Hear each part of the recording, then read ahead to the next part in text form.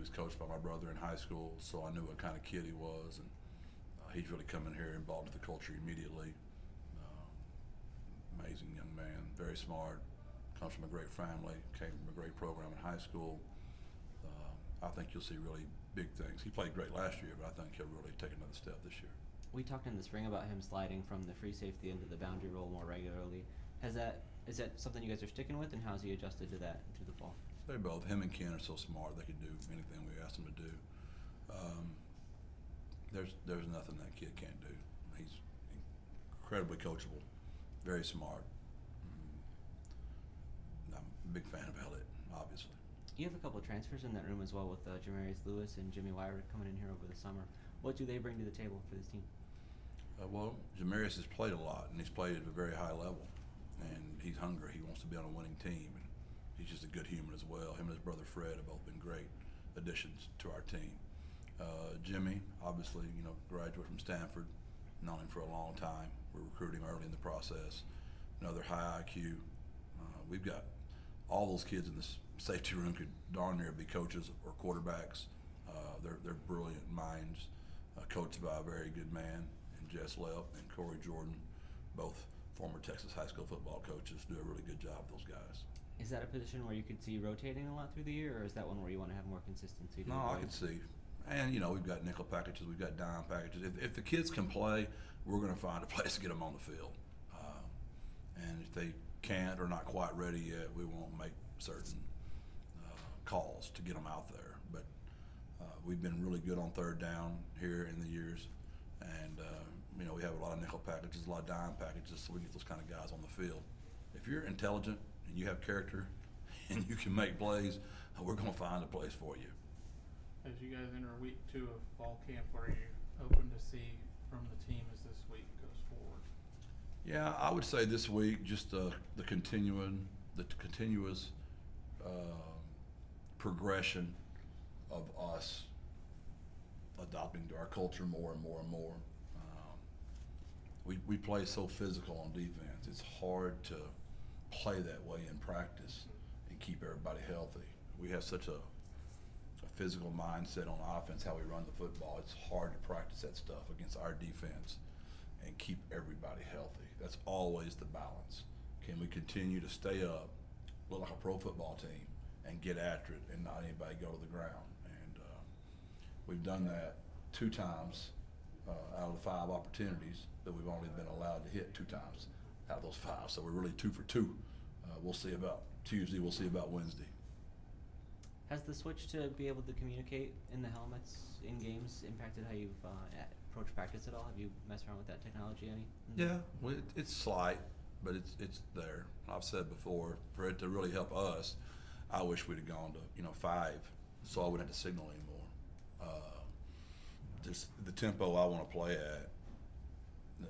Just talking to one person, you still got to signal. Receivers still got to look to the sideline. So we're going to have to keep having dummy signalers. I was hoping to have 5 live helmets, so the quarterback just could tell the line, and then we could talk to the helmets, the other ones.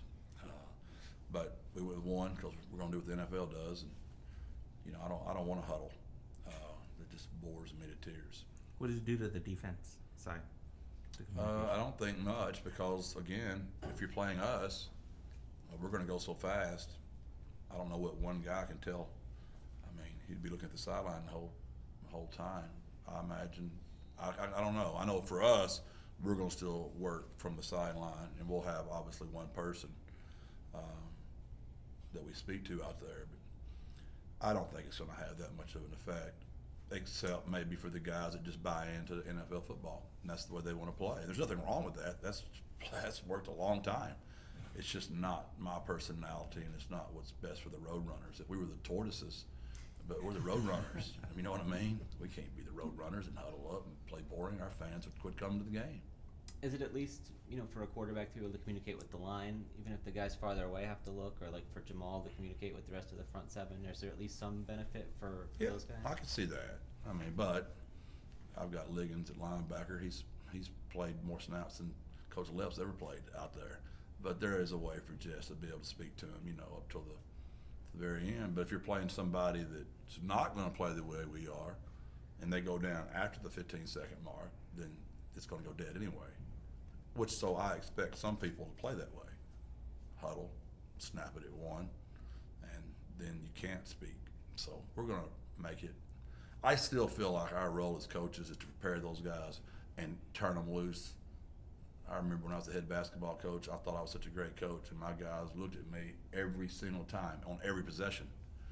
And I'm kind of like, that's not a good way to play sports. You should, if you're a good coach, you shouldn't be coaching much on Saturday.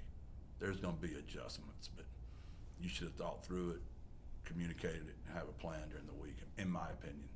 Do you think if this year goes well, they could expand the rule where more guys have headsets? Do you know where that's headed? I don't know.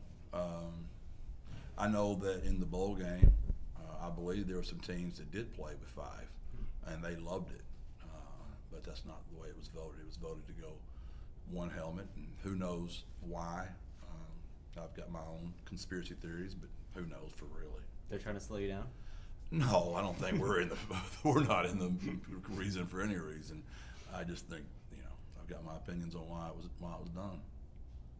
This morning, before even the stretch, there was a moment you're speaking to the team, and they're sending a message about taking each day and focusing on the playoff. What was the meaning behind wanting to send that message early this morning?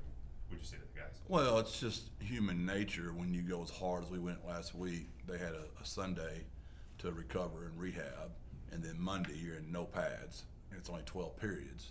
Human nature is like, coach must want to take it easy today, and we just had to win the day. I mean, we had to beat Kennesaw today.